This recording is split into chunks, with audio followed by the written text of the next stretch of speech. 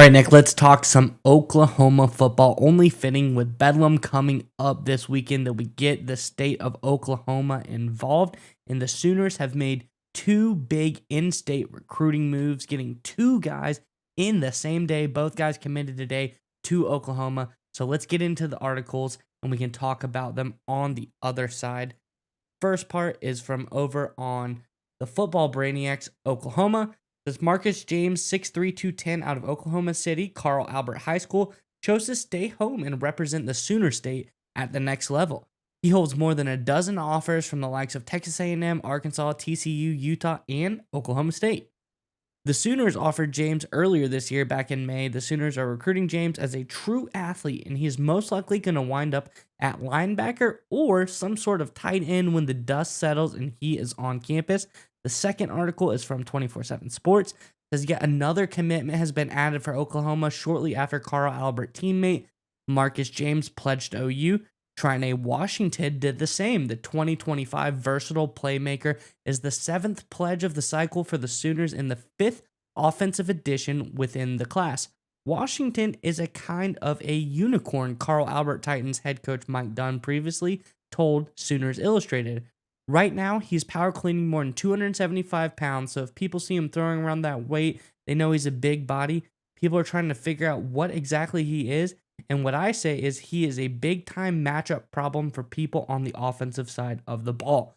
So, Nick, both of these guys, very interesting pickups to me. Both solid in-state players, and they both seem to be extremely versatile, maybe tight end, receiver kind of guy when you're looking at Washington.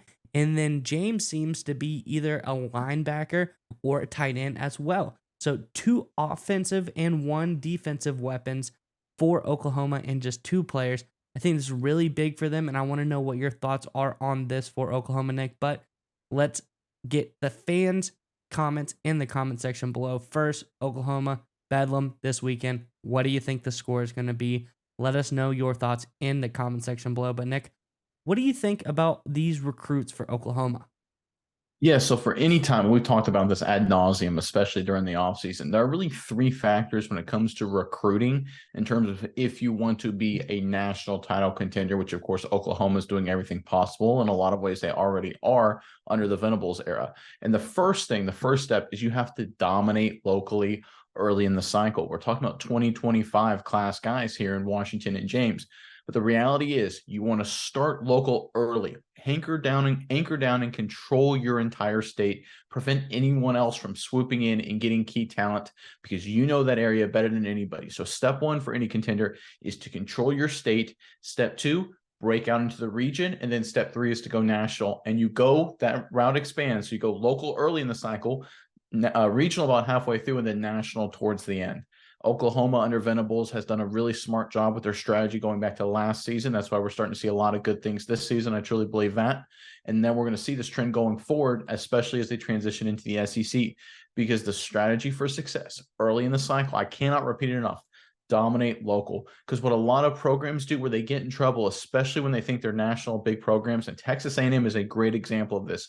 They tried for the last 3 or 4 years to just be a national recruiting powerhouse, and they do all right in the recruiting rankings, but the reality is they don't build a quality team and they lose a lot of local Texas guys, and that ends up hurting their program. Oklahoma under Venables is taking the opposite approach. You're taking the smart approach. You're saying, all right, we are going to dominate the state of Oklahoma early in the class, right? This is the 2025 class. It's still 2023, so it's very, very early. But I love the focus on Venables saying, listen, we're going to dominate this state early before everybody else. And I think that's the right strategy because everyone knows the state of Oklahoma is a kind of mid-tier class, mid-tier state in terms of recruiting talent, but it is very underrated. There's a lot of great talent from it just because Texas is right there. People sleep on Oklahoma. If a school like Oklahoma doesn't focus on getting the local kids first, you'll see the Texas Longhorns, you'll see the LSUs, you'll see the Alabamas swoop in and get some recruits that way later on in the cycle. So again, credit to Venables. I think it's so smart and so important. Early in the cycle, dominate the local areas. That's what Oklahoma's doing, and we're going to start seeing the results of it. We've seen it this season, but we'll continue to see it over the next few years. Yeah, Nick, in this 2025 class for Oklahoma is looking very nice. Already 5 players in this class, 2 more, make that 7. And to this point, before these 2 commitments, This was the number 4 overall class for 2025. Like we said, very early, but Oklahoma seems to get a solid lead. And here's the kicker, Nick. Let me read you where these players are from that they've already committed. You've got Jaden Nickens from Oklahoma City, Oklahoma. Elijah Thomas from Chakota, I believe, Oklahoma. Could be wrong there. Kevin Sperry, Oklahoma City, Oklahoma. Grayson Harris, Ennis, Texas. And Kamari Moore, Summit, Missouri. So 3 of the 5 guys, and make that 5 of the 7 guys now, all from the great state of Oklahoma. Oklahoma dominating the early game in their local region. They've broken out, and they got Texas and Missouri involved as well, but they are stayed true to the formula. They're getting a lot of great in-state talent. So I think this is going to be a big-time recruiting class, the 2025 class for Oklahoma, and something that we're going to keep our eyes on as things progress. And just to finish off here, right? Don't take our word for it. If you look at the 2 best recruiters in college football over the past decade, you're looking at Nick Saban in Alabama, and now Kirby Smart at Georgia. When they both arrived at those respective schools, the first thing Saban did said, we got to win the local kids in the Mobile, Alabama area. We got to focus in that general direction, and we got to win those recruits back. We're losing them to Florida.